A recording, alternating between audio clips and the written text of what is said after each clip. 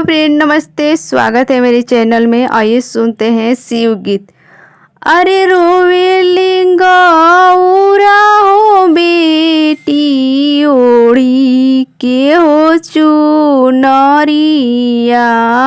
अरे ओढ़ी के हो चुनरिया।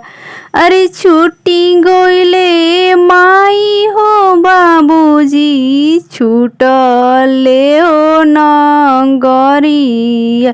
अरे छूटले हो नगरिया। अरे नैहर में रहनी शिवजी, बाबू माई के दुलरुई।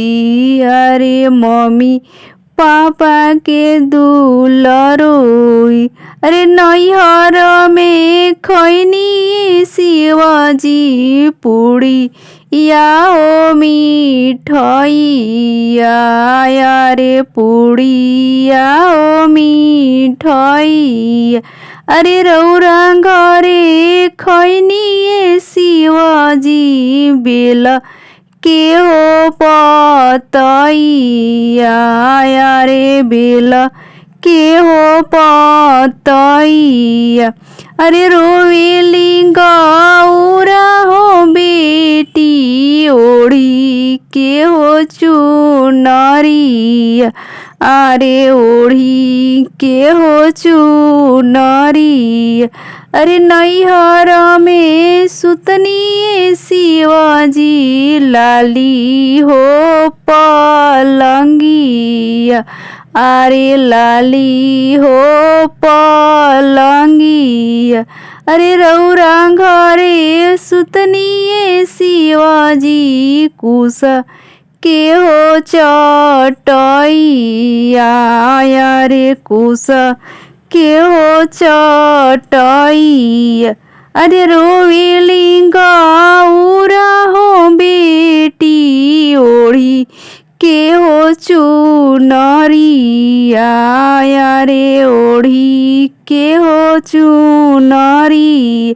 अरे छुट्टी गइले मम्मी हो पापा, छूट ले हो नगरिया।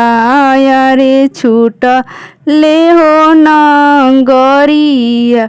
अरे नैहर में रहले शिवजी, कोठा वाहो अटरिया। अरे कोठा वाहो अरे रौरा घरे बाणे शिवजी, टूट ही हो मड़ैया। अरे टूट ही हो मड़ैया। अरे रोवेली गौरा हो बेटी ओढ़ी के हो चुनरिया। अरे ओढ़ी के हो चुनरिया। अरे नैहर में चढ़नी शिवजी, घोड़ा हाथी रथवा। अरे घोड़ा हाथी रथा। अरे रौरा घरवा चढ़नी शिवजी, बासा हा हो बैलावा। अरे बासा हा हो बैलावा। अरे रोवेली गौरा हो बेटी ओढ़ी के हो चुनरिया। अरे ओढ़ी के हो चुनरिया। अरे छुट्टी गइले मम्मी हो पापा, छूटले हो नगरिया। अरे छूटले हो नगरिया।